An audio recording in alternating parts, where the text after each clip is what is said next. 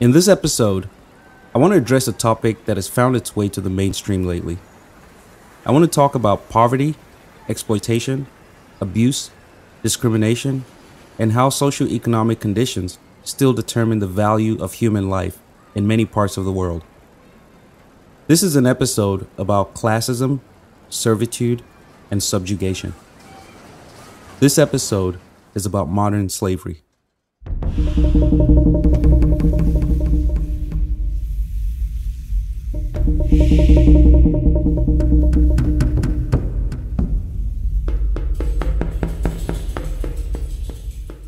Welcome to Nigerian American.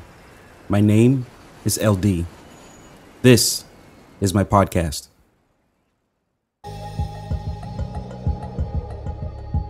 Before I begin, I think it's important that we're all on the same page about what a slave is.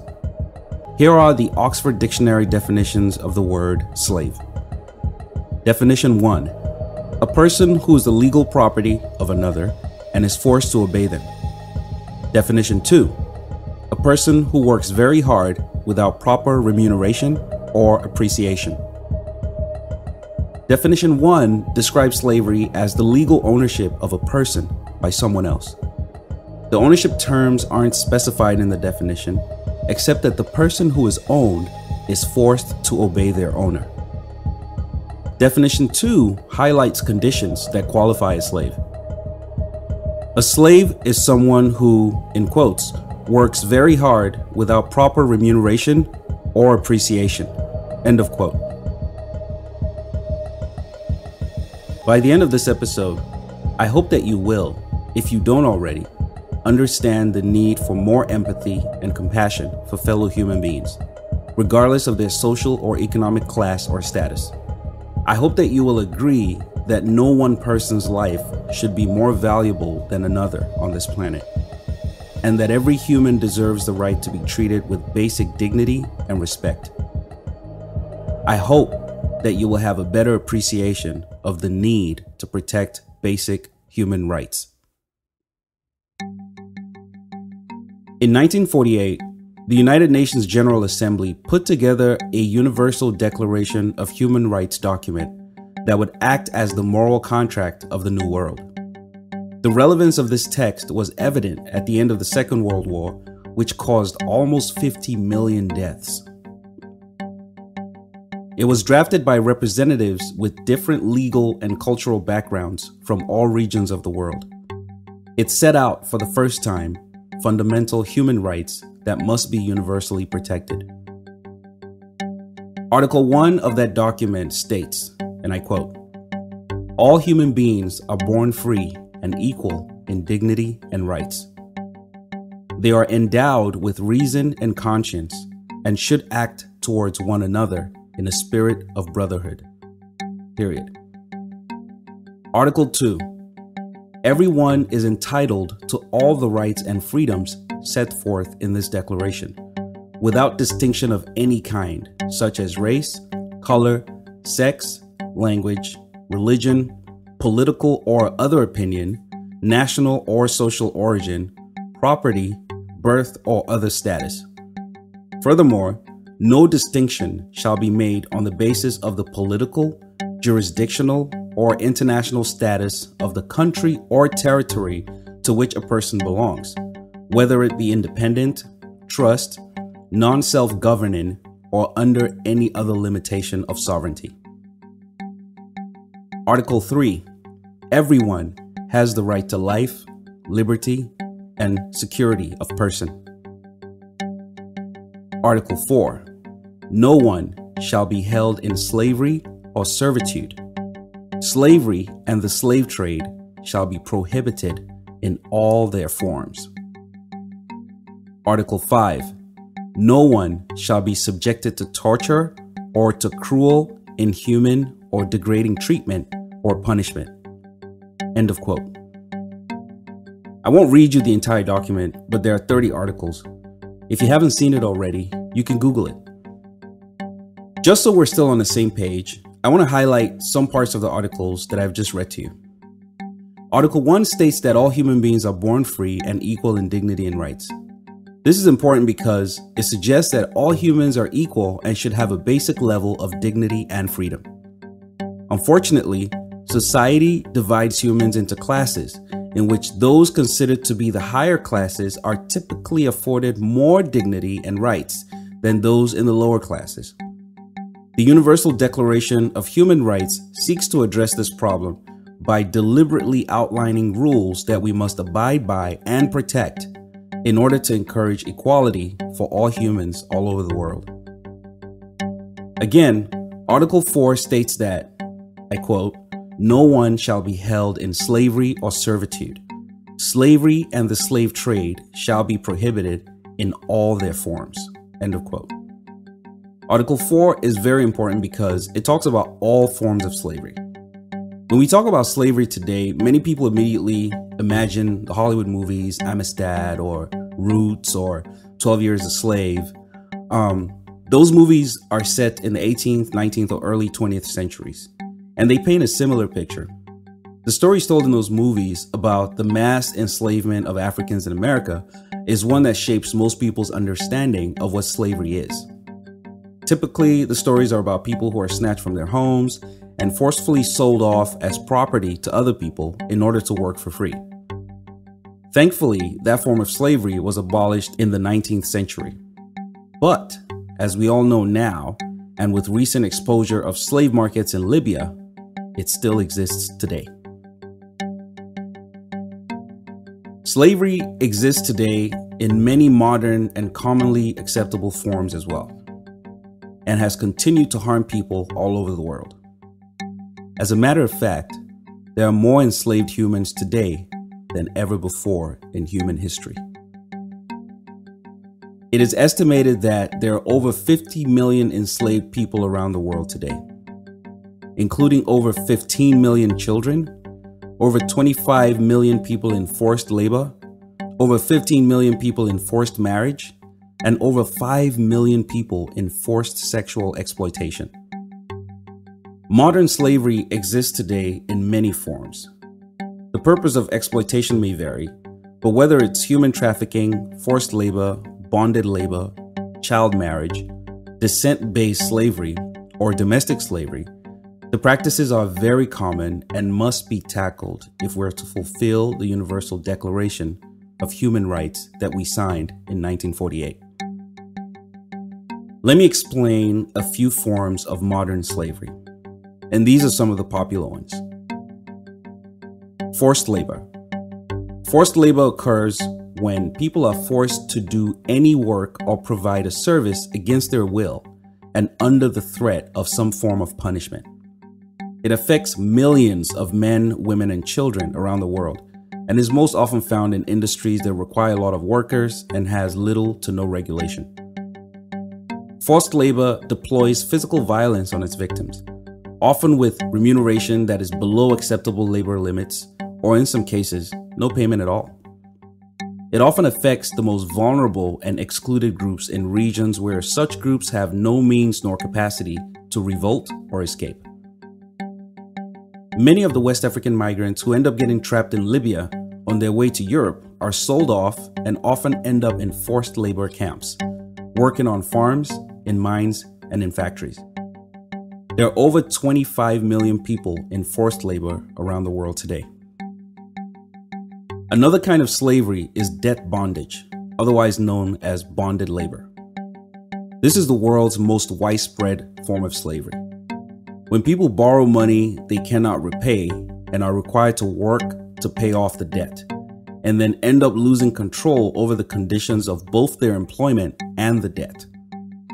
They're usually tricked into working for little or no pay, with no control over their debt or how much is left of it before they can earn or regain their freedom.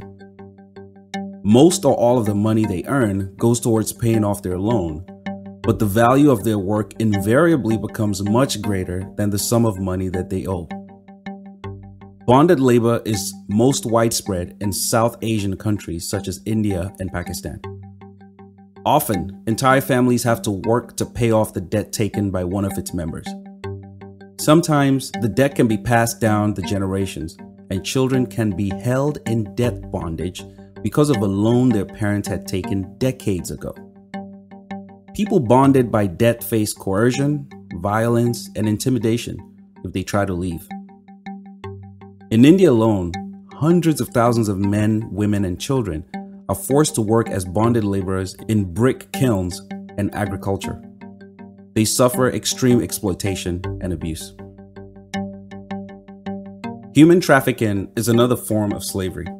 It involves recruitment, harboring, or transporting people into a situation of exploitation through the use of violence, deception, or coercion. Such people are forced to work against their will. Basically, human trafficking is a process of enslaving people by coercing them into a situation with no way out and exploiting them. The exploitation motive varies. It can be forced prostitution, forced labor, forced begging, forced criminality, domestic servitude, forced marriage, or even, in some really crazy cases, forced organ removal. There's a common misconception. People don't necessarily have to be transported across borders for trafficking to take place. In fact, transporting or moving the victim doesn't necessarily define human trafficking. When humans are trafficked, no violence or coercion needs to be involved.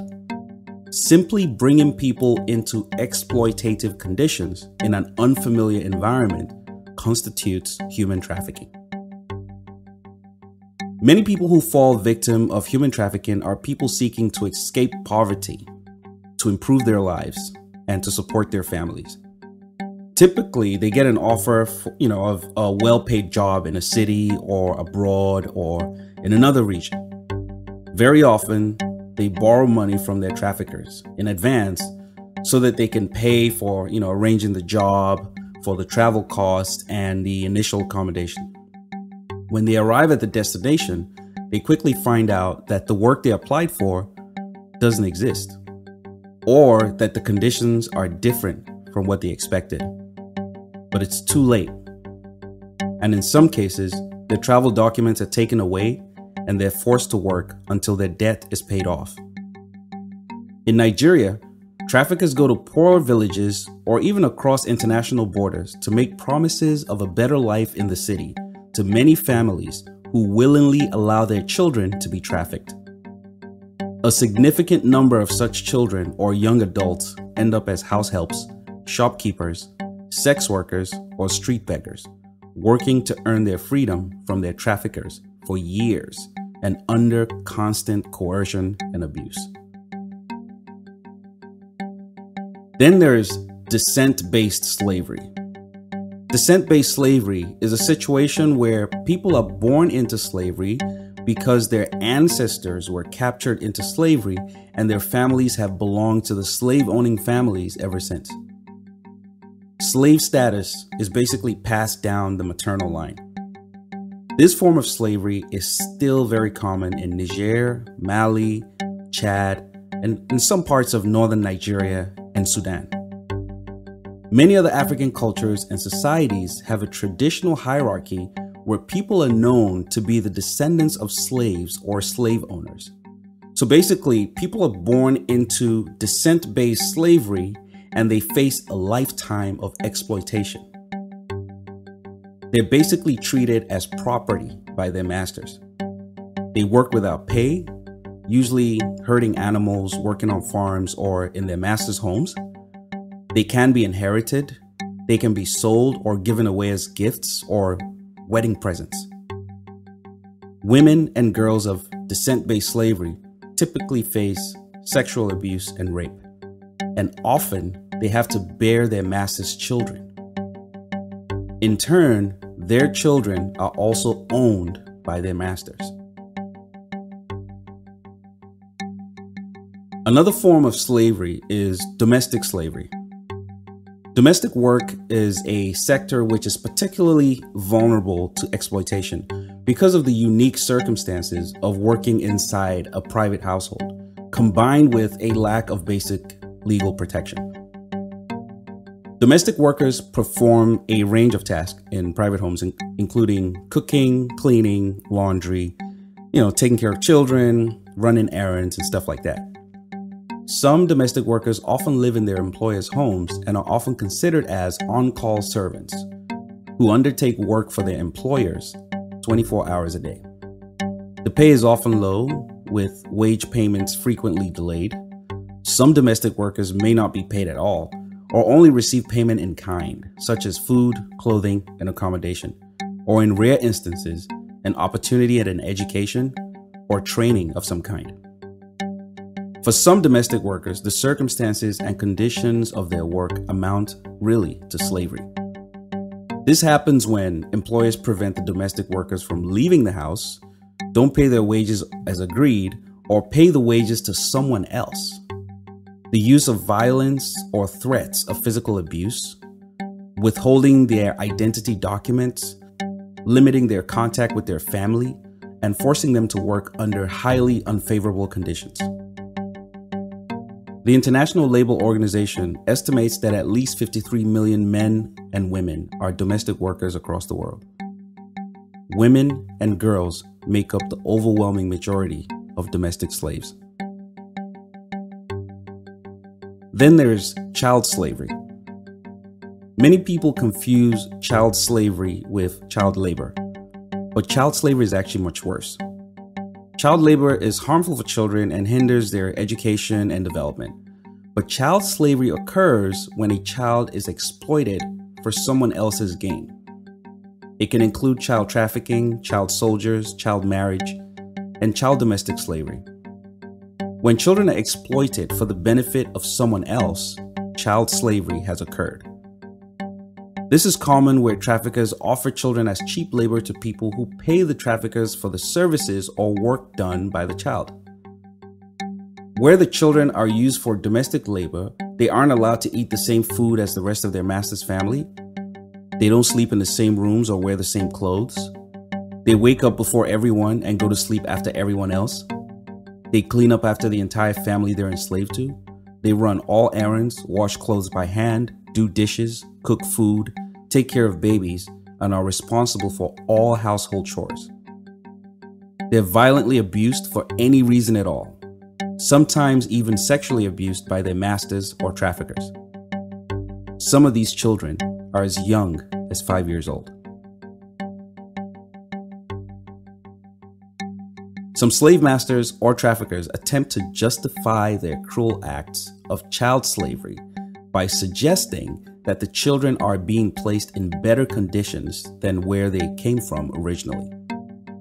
They believe that somehow the children are being compensated for the work they do by the opportunity to possibly get an education or learn a trade while working for their masters.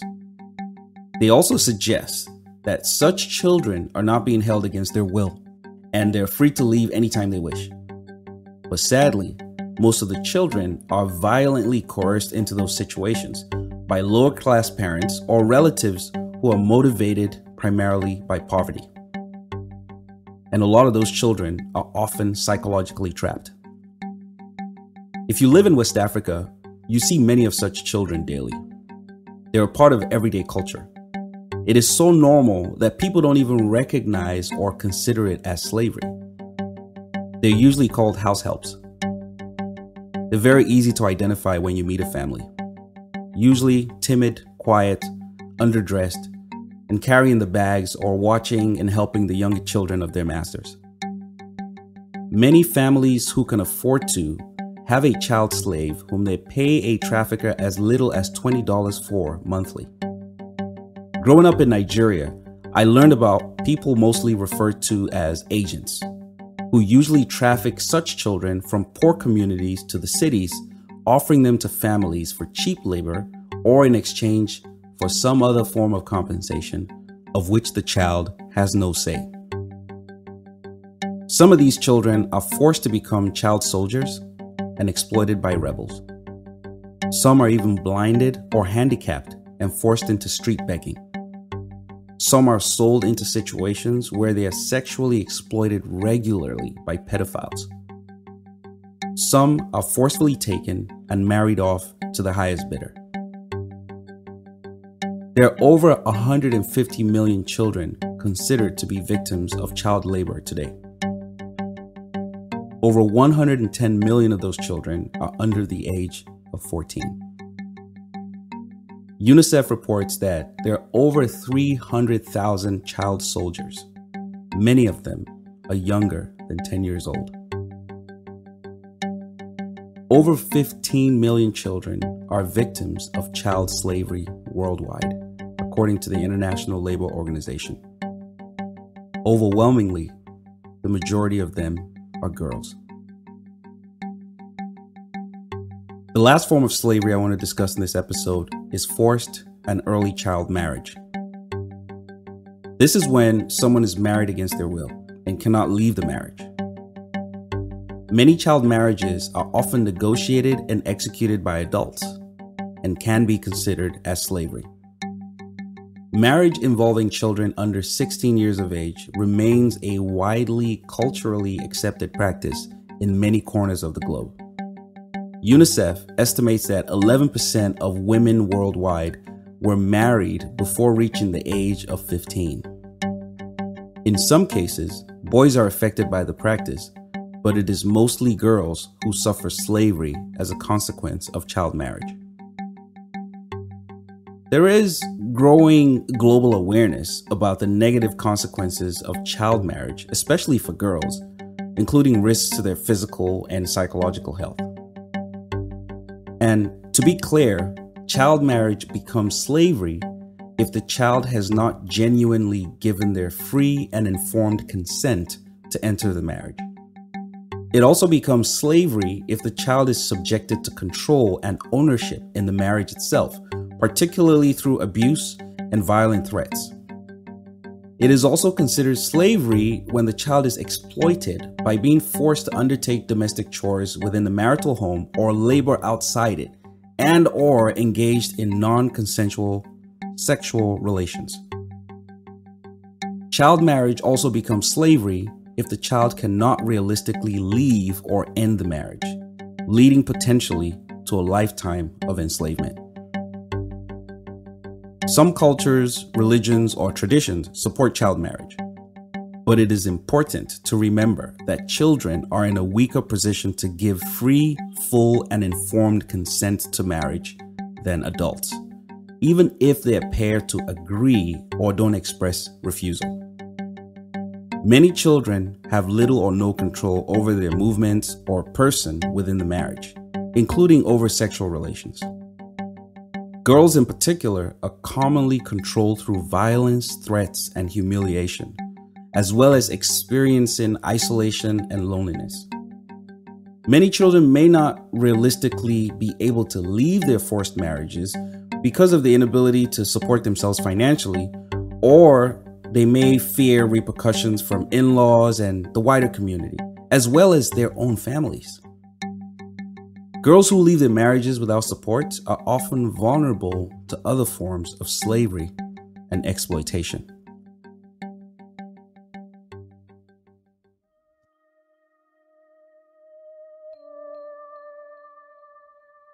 Many people are guilty of various forms of slavery. As a matter of fact, a lot of us are unwittingly guilty of either directly participating in acts of slavery or standing idly by while fellow humans are enslaved. A lot of us only recognize slavery to be what we've seen on TV.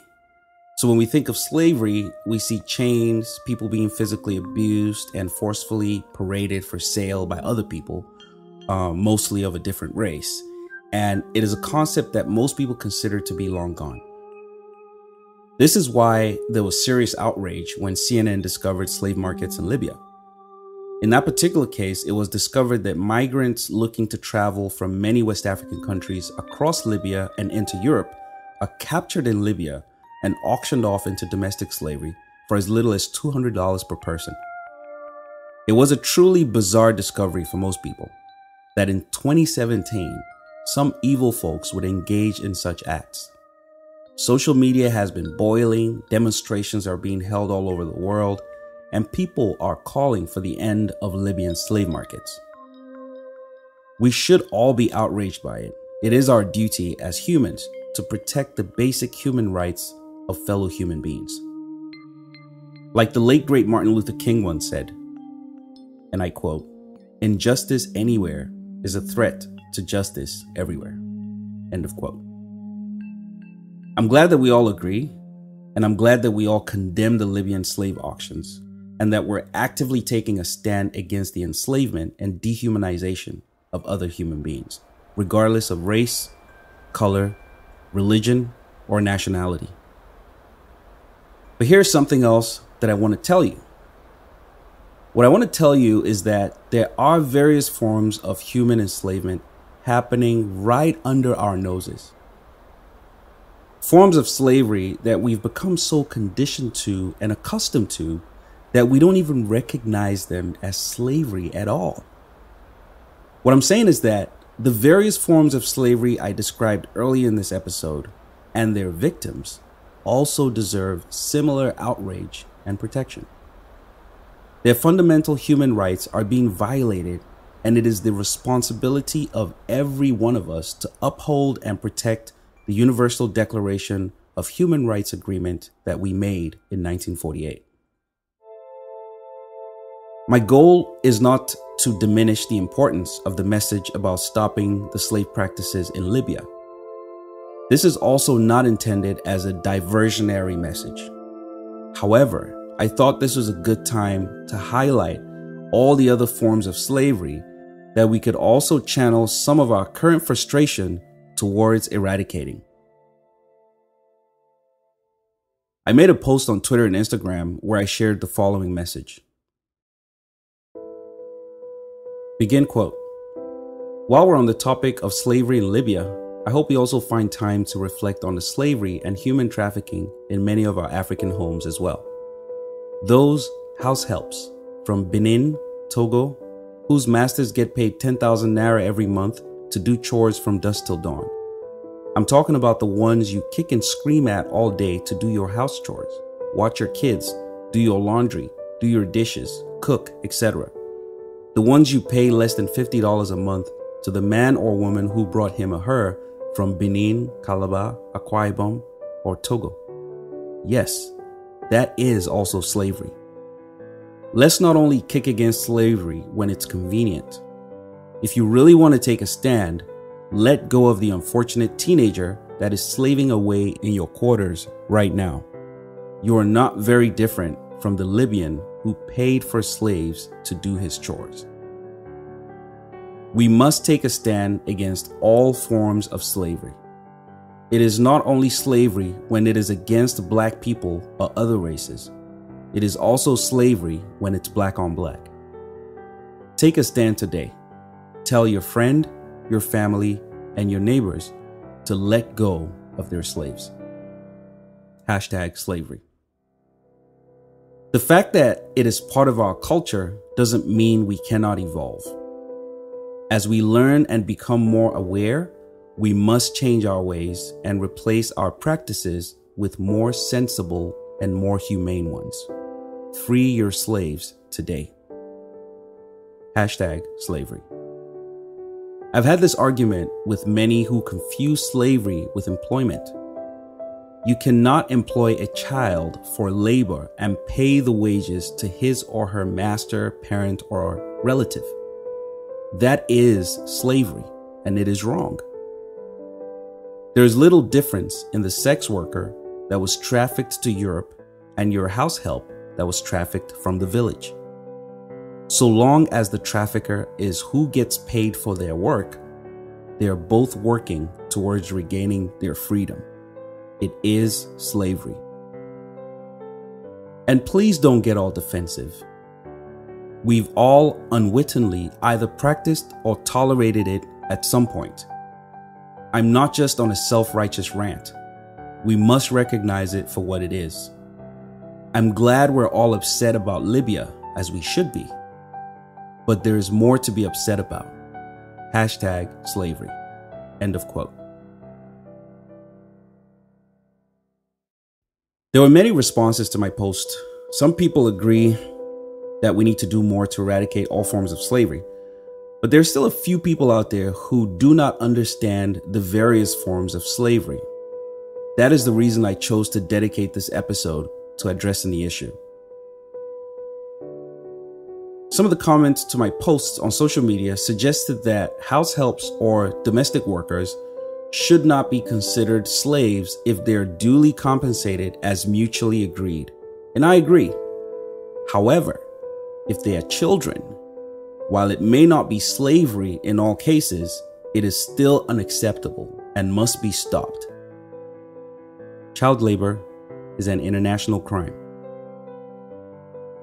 If compensation for a domestic worker is being paid to someone other than the worker, it is slavery, whether the worker is a child or an adult. Whether it's human trafficking, forced labor, bonded labor, child marriage, descent-based slavery, or domestic slavery, Article 4 of the Universal Declaration of Human Rights states clearly that, and I quote, "No one shall be held in slavery or servitude. Slavery and the slave trade shall be prohibited in all their forms." End of quote. I hope that I've somehow managed to give a clearer understanding of what constitutes modern slavery. And I also hope that many people will see this as a form of enlightenment and one that may encourage the right conversations towards the actions that may eventually help eradicate the various forms of slavery from humanity altogether. I think it's important that I also mention that slavery in many of the discussed forms exists in every single country in the world.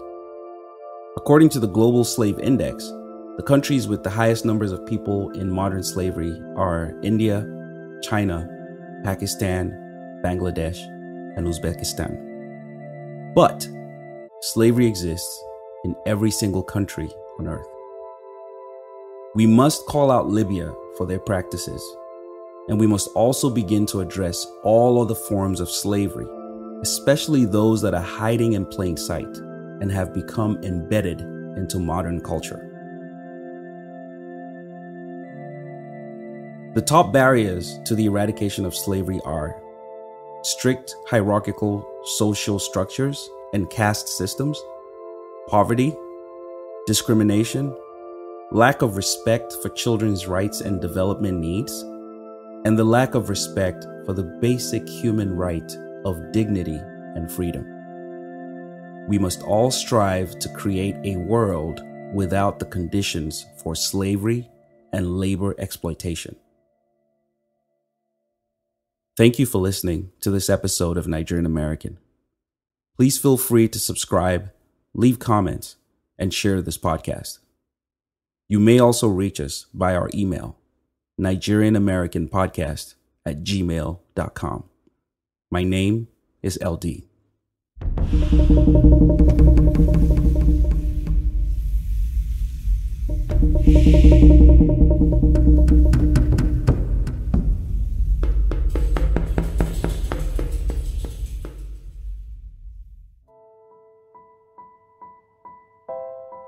Music for this episode was provided by Mattia Cupelli. Special thanks goes to antislavery.org. Nigerian American is produced by Dolly, my beautiful wife. Thank you for listening.